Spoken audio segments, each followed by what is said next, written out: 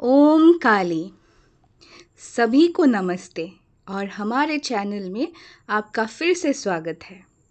इस वीडियो में हम स्वामी विवेकानंद और उनके शिष्य के बीच हुए एक दुर्लभ और गहन संवाद को सुनेंगे। स्वामी जी समझाते हैं कि सर्वव्यापी आत्मा जो स्वयं का स्वरूप है क्यों अदृश्य बनी रहती है और कैसे दुख और विवेक हमें अपने सच्चे स्वरूप को जानने में सहायक होते हैं। आइए खुले हृदय और शांत मन से इसे सुने। शिष्य ने स्वामी जी से पूछा, आत्मा सर्वव्यापी है, सब प्राणियों के प्राण की भी प्राण है और इतनी समीप है, फिर भी ये दिखाई क्यों नहीं देती? स्वामी जी ने उत्तर दिया, क्या तुम्हें स्वयं ये दिखाई देता है कि तुम्हारी आंखें हैं? जब दूसरे तुम्हारी आंखों की बात करते हैं तभी तुम्हें याद आता है कि तुम्हारी आंखें हैं। फिर जब उनमें धूल या कण पड़ जाते हैं और चुभन होती है तब तुम्हें अच्छी तरह महसूस होता है कि तुम्हारी आंखें हैं।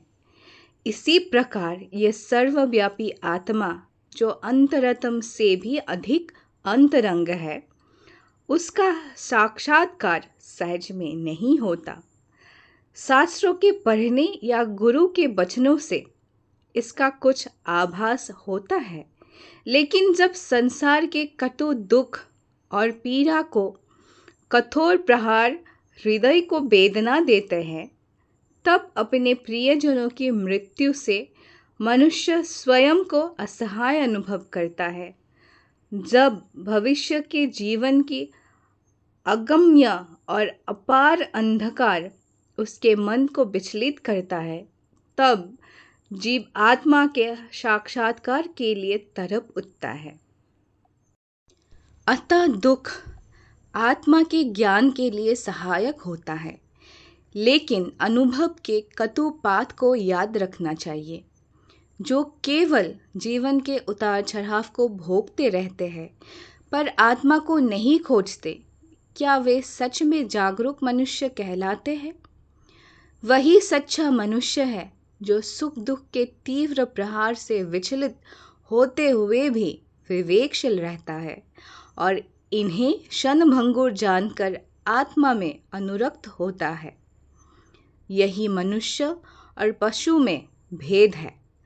जो सबसे समीप है वही सबसे कम देखा जाता है। आत्मा निकटतम है, अतः मनुष्य का चंचल और अस्थिर मन इसका कोई सूत्र नहीं पकड़ पाता। लेकिन जो व्यक्ति सजग, शांत, संयमी और विवेकशील है, वह ब्रह्म जगत को अनदेखा कर अंतर मन में गहराई से उतरता है, आत्मा की महिमा को जानकर महान बनता है। तभी वो आत्मा का ज्ञान प्राप्त करता है और मैं आत्मा हूँ, तत्वमसि जैसे शास्त्र वचनों का साक्षात्कार करता है। क्या तुमने समझा? शिष्य ने स्वामी जी से पूछा, हाँ स्वामी जी, लेकिन आत्मज्ञान प्राप्ति का ये मार्ग दुख और पीड़ा से होकर ही क्यों जाता है? इसके बजाय ये सृष्टि ही क्यों बनी? हम सभी एक समय ब्रह्म में लीन थे, फिर ब्रह्म को सृष्टि की इच्छा क्यों हुई? फिर वही जीव जन्म मरण के मार्ग पर सुख दुख के द्वंद्वों में क्यों भटकता रहता है?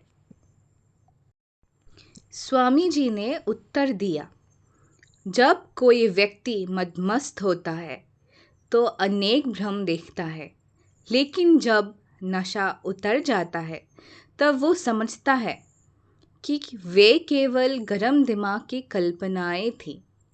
जो कुछ तुम इस सृष्टि में देखते हो जो अनादि है पर अंत है, वह भी तुम्हारे इस नशे की अवस्था का ही परिणाम है। जब यह नशा उतर जाएगा तो ऐसे प्रश्न उठेंगे ही नहीं। शिष्य ने स्वामी जी से पूछा, तो क्या सृष्टि पालन आदि में कोई वास्तविकता नहीं है? स्वामी जी ने उत्तर दिया, क्यों नहीं? जब तक तुम अपने को शरीर से जोड़ते हो और अहंभाव बना रहता है, तब तक ये सब रहेगा।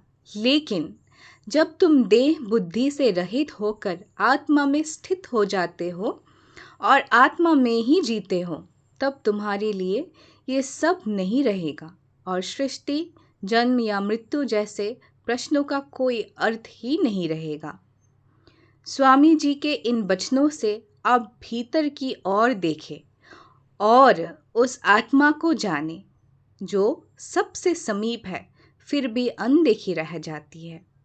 यदि आपको ये अर्थपूर्ण लगा तो कृपया लाइक करें, शेयर करें और स्वामी जी के उपदेशों और वेदांत के ज्ञान के लिए चैनल को सब्सक्राइब करें।